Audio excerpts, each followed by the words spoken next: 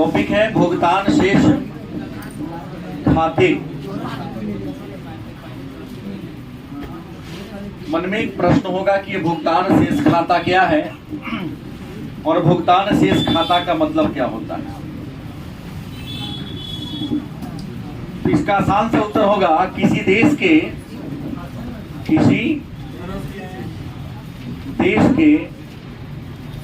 दृश्य व अदृश्य व्यापार के अंतर को भुगतान शेष खाता कहते हैं। मतलब हर देश अंतर्राष्ट्रीय व्यापार करता है, उस अंतर्राष्ट्रीय व्यापार में कुछ दृश्य वस्तु का आयात और निर्यात करता है और कुछ अदृश्य वस्तुओं का आयात और निर्यात। तो उसी दृश्य व्यापार और अदृश्य व्यापार का जो डिफरेंस होता है, जो अंतर होता है, उसी अंतर को हम भुगतान शेष खाते के नाम से, मतलब भुगतान शेष खाते में कितने प्रकार की मद शामिल है। तो भुगतान शेष खाते में 3 प्रकार की मद शामिल है। पहला दृश्य मद। कौन मद है? दृश्य मद। दूसरा कौन है? अदृश्य मद। और तीसरा कौन है? पूंजी अंतरण। मन में प्रश्न होगा कि ये दृश्य मद क्या है। तो जब हम व्यापार करते हैं तो व्यापार करने के क्रम में कुछ वस्तुओं को हम दूसरे देश को देते हैं, तो दूसरे देश में भेजते हैं तो उसको कहते हैं निर्यात। अब दूसरे देश से सामान मंगाते हैं तो उसको क्या कहते हैं? तो वस्तु को जो हम भेज रहे हैं उस वस्तु को आप देखते हैं कि नहीं देखते? अगर वस्तु हम मंगाते हैं तो वस्तु को देखते हैं कि नहीं देखते? तो अंतर्राष्ट्रीय व्यापार में जिन वस्तु का अगर हम क्रय विक्रय करते हैं, अगर उस वस्तु को देखा जा सके या भौतिक वस्तु जिसको हम देख सकते हैं उसको कहेंगे हम दृश्य वस्तु। लेकिन अंतर्राष्ट्रीय व्यापार में कुछ ऐसा भी वस्तु का आयात निर्यात होता है जिसको हम देख, जिसमें इंसान को भेजता है, इंसान डॉक्टर है, इंजीनियर है, टीचर है, साइंटिस्ट है, तो उसकी जो काबिलियत है उसको हम देख पा रहे हैं, इंसान को देख पा रहे हैं, लेकिन उसकी काबिलियत हम देख, उससे क्या कहेंगे हम? अदृश्य कहेंगे। कौन मद कहेंगे? माने किसी व्यक्ति के अंदर जो गुण निहित होता है उस मद को क्या कहेंगे? किसी सामान को क्या कहोगे? और पूंजी अंतरण, रुपया का जो आदान प्रदान होता है, माने पूंजी जो हम प्राप्त करते हैं या पूंजी का जो भुगतान करते हैं उसी को क्या कहते हैं? क्या कहते हैं? पूंजी अंतरण कहते हैं। तो एक बात तो आप लोग जान गए कि भुगतान शेष खाते क्या है। तो किसी देश के दृश्य व्यापार और अदृश्य व्यापार के अंतर को नहीं, तो भुगतान शेष खाते के मद कई गो है? दृश्य मद, अदृश्य मद और पूंजी अंतरण। कोई दिक्कत? दृश्य मद का परिभाषा हमने बता दिया कि भौतिक वस्तु को दृश्य मद कहते हैं। इंसान के अंदर भौतिक वस्तु जिसको देख सकते हैं, जैसे कलम भौतिक वस्तु है, मेरा शर्ट भौतिक वस्तु, ये जो माइक लगा ये भौतिक वस्तु जिसको आप देख रहे हैं। इस प्रकार के वस्तु का यदि हम आयात निर्यात करेंगे तो उसे क्या कहेंगे? दृश्य मद कहेंगे। लेकिन हमारे अंदर जो काबिलियत है, आपके अंदर जो काबिलियत है ना, हमारी काबिलियत को आप देख पा रहे हो कितना है सो, और आपके अंदर क्या गुण है वो भी मैं नहीं देख पा रहा हूँ, इसको क्या कहेंगे? उम्मीद है समझ गए होंगे।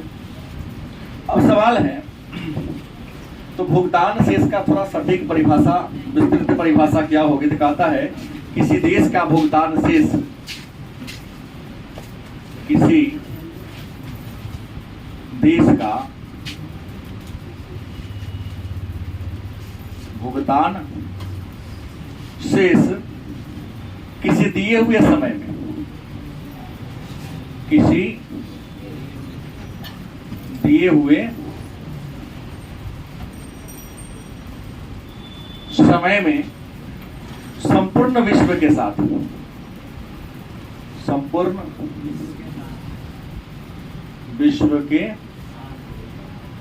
साथ लेन देन का लेखा जोखा होता है। लेन देन का क्या होता है? लेखा जोखा होता है। प्रश्न है, भुगतान शेष क्या है, या भुगतान शेष से आप क्या समझते हैं? तो किसी देश का, संसार में बहुत देश है, किसी देश का मतलब हम ले लेते हैं भारतीय का, ले अन्य देश को छोड़ हम किसको ले लें? भुगतान शेष क्या है? तो किसी दिए हुए समय में, किसी दिए हुए समय का मतलब होता है एक वित्तीय वर्ष, क्योंकि जो लेखा जोखा होता है एक वर्ष के आधार पर ही गणना की जाती है। किसी दिए हुए समय का मतलब हो गया 1 अप्रैल से 31 मार्च। भुगतान शेष क्या है? तो किसी देश का भुगतान शेष किसी दिए हुए समय में, मतलब एक वित्तीय संपूर्ण विश्व के साथ, क्योंकि इंडिया संसार के एक ही देश के साथ व्यापार नहीं करता है। आप जान लो, भारत विश्व के 110 देशों के साथ व्यापार करता है। भारत का विदेशी व्यापार बहुपक्षीय है, और इस विदेशी व्यापार के क्रम में भारत 7500 प्रकार के वस्तु का निर्यात करता है, और 6800 प्रकार के वस्तु का क्या करता है? लेकिन फिर भी हमारा व्यापार घाटा में है। क्यों घाटा में है? क्योंकि हमारी जो वस्तु है कम गुणवत्ता वाली है, उसकी कीमत क्या है? और उसका जो वस्तु है उसका कीमत क्या है? ज्यादा है। क्या लिखा? संपूर्ण विश्व के साथ लेन देन कर। हम मंगाते हैं, उसको लेन कहेंगे, जो भेजते उसको, तो लेन देन का क्या होगा? लेखा जोखा होगा। मतलब एक वित्तीय वर्ष में एक देश जो संपूर्ण विश्व के साथ बिजनेस करता है, उस बिजनेस का कुछ मनी का वैल्यू पे होगा, रुपया के रूप में वैल्यू होगा कि नहीं होगा? तो उसी का जो लेखा जोखा होगा उसी को क्या कहते हैं? हमें क्या कहते हैं? दूसरा मुद्दा आपके मन में प्रश्न होगा, तो सर भुगतान शेष की विशेषता क्या है? भुगतान शेष की विशेषता क्या है? कुछ ना कुछ तो फीचर होगा इसका। तो भुगतान शेष की पहली विशेषता है कि क्रमबद्ध लेखाक्रम होता है। क्या होता है? क्रमबद्ध लेखांकन। देखिएगा, जो बड़े बड़े बिजनेस, कौन तारीख को कितना बज के कितना मिनट पर कितना सामान आया, या किस तारीख को कितना बज के कितना मिनट पर गोदाम से सामान निकला। गलत किस है? लेखा जोखा होता है। छोटे वाले को छोड़ दिया जाए, यहाँ बड़े विश्व पैमाने पर बात हो रही है। तो हर दिन का, ये नहीं कि चलो ना आज के बदला बिहार के लिख लो, नहीं, वो हर दिन, हर सेकंड, हर पल जो हो रहा है सबका लेखा जोखा। दूसरी खासियत है कि निश्चित समय अवधि, निश्चित, मैंने कह दिया 1 अप्रैल से। दूसरी पहली विशेषता क्रमबद्ध लेखांकन, प्रतिदिन का लेखा जोखा होता है। समय की अवधि क्या होती है? फिक्स। कितने वर्ष का? 1 वर्ष का। तीसरी विशेषता क्या है? व्यापकता है। व्यापक है, बड़े पैमाने पर, एक जगह नहीं, सीमा में घुसा देश में वहां भी लिखाता है, जो ना गोदाम में रखा है वहां भी लिखाता है, जितना देश का सीमा पार किया सब जगह लिखाता है, बचना संभव नहीं, व्यापक होता है। ये वो अगर डायरी भुला गया तो कई को चलेगा। जैसे कभी आप रेलवे में जाएंगे तो मालगाड़ी के पीछे एक होता है गुड्स गार्ड, बोगी में बैठा रहना होता है, सबसे बिजली का में काम कुछ नहीं है। क्या काम करता है? तो डायरी उसको मिला रहता है, कौन स्टेशन कितना बज के कितना मिनट पर पार किया। हाँ, वो तो लिखना पड़ेगा। आप सामान है तो गुड्स का गार्ड है, गुड्स माने सामान, गार्ड में रक्षक, पूरे ट्रेन का रक्षा करने का जिम्मेवारी है। हालांकि अपने बेचारा कई बार सुनता बिठा जाता है, मटकी में ट्रेन रुक गया, इंजन स्टेशन पर है, आप पिछला बोगी जंगले में है, ऊंचा का आता मोबाइल 4 के रुपया जो 200 रुपये 400 लेके चल देता है, तो जल्दी गेट नहीं खोलेगा वो। तो व्यापकता होता है। तीसरी विशेषता है कि दोहरी अंकन प्रणाली। दोहरी अंकन प्रणाली, माने हर बात का दो जगह लिखा जाता है, एक जगह नहीं। एक आयात वाला, एक लेनदारी वाला और एक देनदारी वाला, दोहरी अंकन होता है। तीसरी है स्वतः संतुलन। स्वतः क्या होगा? मन में कहेंगे स्वतः माने अपने आप संतुलन में बराबर होने का। जैसे कभी आयात ज्यादा किए तो कभी निर्यात कम किए, तो अपने बैलेंस करते रहता है कि आयात निर्यात को प्लस माइनस करते रहता, आपको दिमाग लगाने की जरूरत नहीं है। और अगली विशेषता अंतर समायोजन। अंतर, अगर किसी प्रकार की प्लस माइनस हो रहा है, वरना लिख देगा बराबर जीरो में, लेकिन जीरो को भी लिख देगा माइनस में, घाटा में जा रहा है तो होना देता। अब प्रश्न है तो भुगतान शेष की संरचना को बताइए। क्या है? भुगतान शेष की संरचना, इसको हम बनावट भी कहेंगे। भुगतान शेष की संरचना कहे तब या बनावट कहे तब, दोनों में कोई अंतर। तो भुगतान शेष की संरचना या बनावट को विद्वानों ने दो भागों में बांटकर अध्ययन किया है।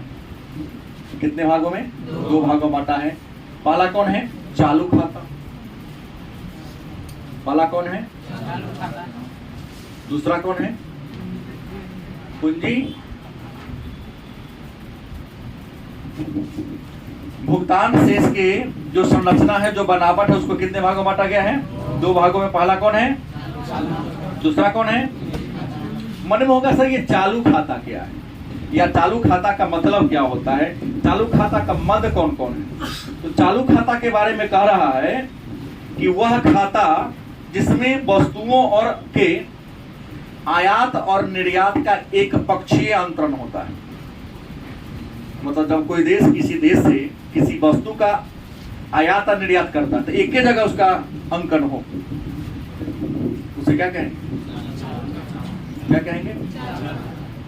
जब किसी देश के आयात निर्यात व्यापार का जो मद होगा उसको एक ही जगह अंकन किया जाए तो उसे क्या कहेंगे? चालू खाता का।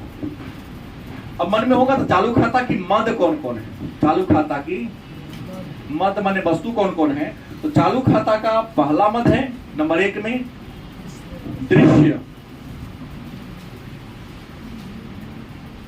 व्यापार। क्या है? या दृश्य व्यापार। अब दृश्य व्यापार क्या है मैं पहले बता दिया हूं, बताया हूं कि नहीं बताया? क्या बोला हूं? किसी भौतिक वस्तु को, माने भौतिक जिसको देखा जा सके, वो ऐसे वस्तु को हम क्या कहेंगे?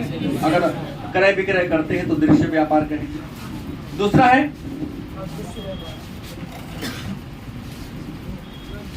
अदृश्य व्यापार। कुछ ऐसे भी वस्तुएं हैं जिसको हम देख लेकिन कारोबार तो हो रहा है, क्या कहोगे? अदृश्य व्यापार के नाम से।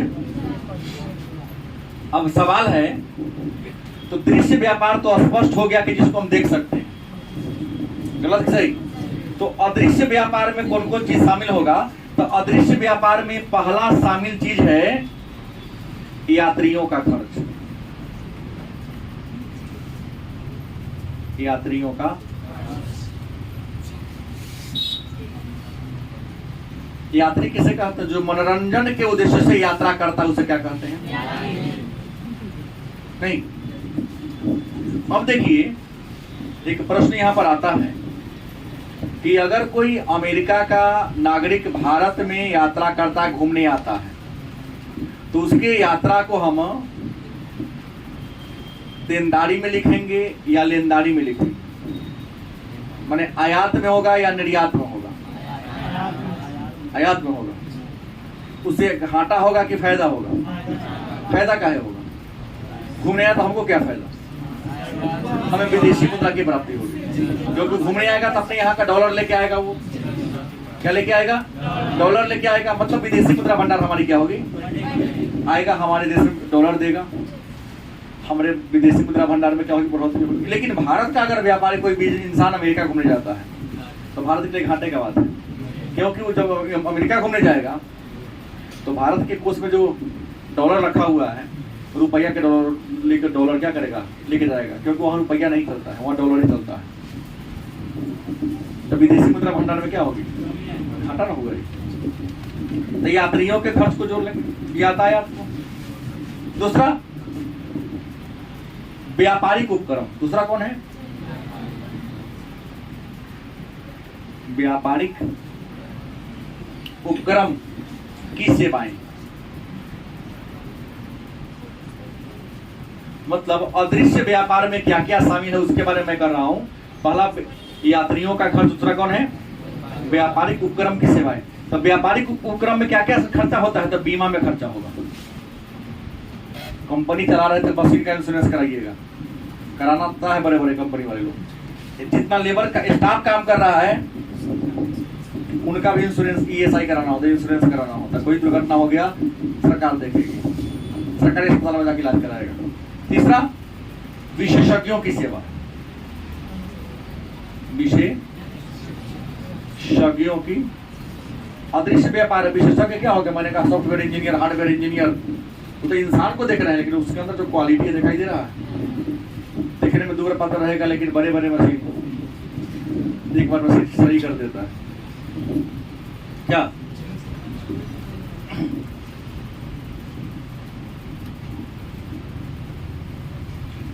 इसके अलावे और क्या होगा? निवेश आय। क्या होगा? ये निवेश का मतलब क्या होता है? जब कोई विदेशी व्यक्ति हमारे देश में रुपया तक खर्च करता है, उसे क्या कहेंगे? निवेश करने से भी हमको क्या होती है? इनकम की प्राप्ति। इसके अलावा सरकारी लेन देन भी होता है। क्या होता है? सरकार भी विदेशों से क्या करते? लेन देन। तो ये सारा कहाँ आप जोड़िएगा? अदृश्य मद में सब शामिल हो जाता है। अब सवाल है चालू खाता की विशेषता क्या है? याद रखेंगे, चालू खाता की विशेषता की अगर बात कर लें तो पहली विशेषता एक ही विशेषता ही है कि यह धनात्मक व ऋणात्मक दोनों होती है। आयात ज्यादा करेंगे और निर्यात कम करेंगे तो व्यापार क्या होगा? ऋणात्मक होगा। और निर्यात ज्यादा करेंगे और आयात क्या करेंगे तो क्या होगा? तो चालू खाता धनात्मक और ऋणात्मक दोनों होता है। दूसरा क्या होता है मेरे पास? तो मन में होगा ये पूंजी खाता क्या है? पूंजी खाता का मतलब क्या होता है? पूंजी खाता कहते किसे हैं? तो पूंजी खाता के बारे में खाता है कि वह खाता, पूंजी खाता वह खाता है जिसमें किसी देश के नागरिक या किसी देश में निवास करने वाला व्यक्ति संपूर्ण विश्व के कई देशों में बिजनेस करता है, लेन देन करता है, आता जाता रहता है। इससे देश के परिसंपत्ति में कमी और वृद्धि दोनों हो सकती है, नहीं होगी। अगर भारत का कोई उद्यमी विश्व के कई देशों में अगर निवेश करता है तो भारत के परिसंपत्ति में वृद्धि होगी कि नहीं होगी? परिसंपत्ति माने पूंजी बढ़ेगा कि ना बढ़ेगा? बढ़ेगा। क्यों? क्योंकि वहां जब कारखाना वो लगाएगा तो इनकम प्राप्त होगा, इनकम होगा तो कुछ पैसा इंडिया में लाएगा कि नहीं लाएगा? तो परिसंपत्ति क्या होगी? तो उसका लेखा जोखा जिस खाता में होता है उसी को कहते हैं। जब किसी देश का कोई व्यक्ति या कोई उद्यमी किसी दूसरे देश में जाकर क्या करता? अपना पूंजी निवेश करता है। तो इस पूंजी के निवेश करने से जिस देश का वह नागरिक होता है उस देश के परिसंपत्ति में क्या होती है? अब परिसंपत्ति बढ़ेगा तो दायित्व भी बढ़ेगा, जान लीजिएगा।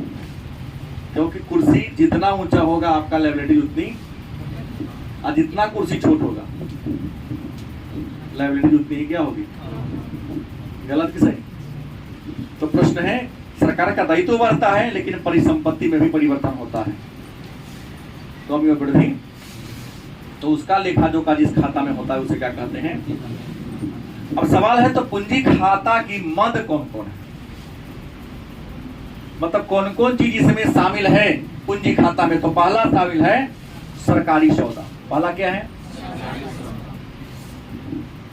अब कहेंगे सरकारी सौदा क्या है या सरकारी सौदा कहते किसे हैं। तो भारत सरकार भी विश्व के कई देशों के साथ कुछ लेन देन करती है, खरीदारी करती है, नहीं करती है। जैसे कौन हथियार खरीदी सरकार हमारी, राफेल, ठीक है। ऐसे बहुत सारे हथियार, बहुत सारे सुरक्षा उपकरण, बहुत बड़े बड़े मशीन का हमारी सरकार भी क्या करती है, परचेज करती है ना। तो सरकार जो खरीद बिक्री करेगी उसे क्या कहेंगे, क्या कहेंगे। तो सरकार सौदा करेगी तो दायित्व घटेगा कि बढ़ेगा, बढ़ेगा, क्योंकि पैसा हमको देना। दूसरा है गैर सरकारी सौदा। गैर सरकारी सौदा मन में होगा ये गैर सरकारी सौदा क्या है। तो वह लेन देन या वह कारोबार जो किसी निजी व्यक्ति के द्वारा क्या किया जाता है, क्रय विक्रय किया जाता है। एक इंसान अगर अपने व्यक्तिगत लाभ के लिए विदेशों से जाके कारोबार करे तो उसे क्या करेंगे हम। उसके बाद लाभ है प्रत्यक्ष विदेशी निवेश। भूगोल में भी पूछा गया है, पॉलिटिकल साइंस से भी पूछा गया है, और इकोनॉमिक का तो ये टॉपिक है। FDI, foreign direct investment. क्या है एफडीआई? तो जब कोई विदेशी कंपनी या कोई विदेशी नागरिक, आइए समझो विदेशी क्यों कहें, हम भारतीय में ले लेते हैं कि जब कोई भारतीय व्यक्ति या भारतीय कंपनी अमेरिका में जाता है और अमेरिका के किसी कंपनी के कुछ शेयर का या पूरा शेयर को खरीद लेता है और अपना पूंजी लगा देता है, उसे क्या कहेंगे। कंपनी अमेरिका का था, मुकेश अंबानी गया, उस कंपनी के सारा शेयर को क्या कर लिया, खरीद लिया। भले वो कंपनी अमेरिका में चलेगी लेकिन पूंजी को के लागल है नहीं, तो उसे क्या कहेंगे हम कि जब कोई विदेशी व्यक्ति किसी दूसरे देश में जाकर उस देश के किसी कंपनी के कुछ शेयर को या संपूर्ण शेयर को, मैंने पूरा कंपनी को खरीद लिया और अपना तरीके से कंपनी को हैंडल करना शुरू कर दिया, तो क्या कहोगे आप। किसी एक देश के नागरिक के द्वारा दूसरे देश के में जाकर वहां की किसी कंपनी के कुछ शेयर या 100%, शुरू में तो था 40%, लेकिन अब 100% हो गया है, खरीद ले तो क्या कहेंगे हम। चौथा एक और आता है पोर्टफोलियो निवेश। पोर्टफोलियो,